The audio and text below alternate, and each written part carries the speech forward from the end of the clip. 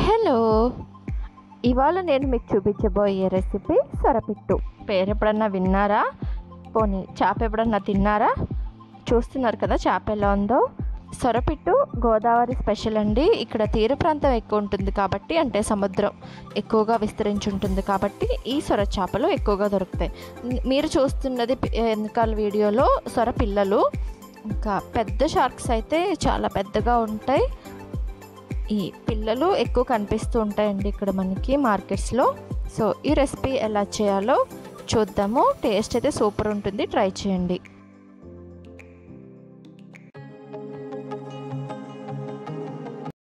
ముందుగా సొరచేప ఎలా శుభ్రం చేసుకోవాలో చూద్దాము. సొర చేపల్ని తీసుకుని ఇలా తోకలు, ఈకలు, శంకులు మొత్తం తీసేసుకోవాలి. వీడియోలో చూపిస్తుంది.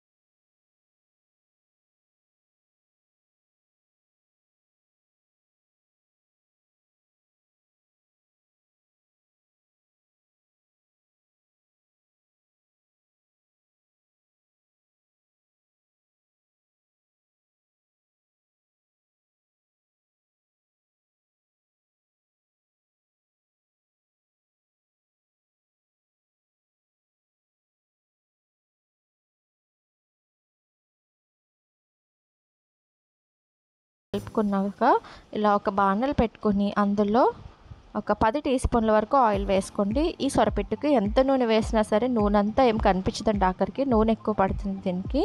అంటే సొరచేప ఫ్రైలా అన్నమాట ఇది. సో నూనె ఇలా వేడవుతులోకి అది కలిపి పెట్టుకుని వేడైన నూనెలో కొంచెం చిటికెడు పసుపు వేసుకుంటే అడుగు ఎక్కువ అంటకుండా ఉంటుందండి. సిమ్లో వేస్తాం కదా, త్వరగా అడుగు అంటుపోతూ ఉంటుంది.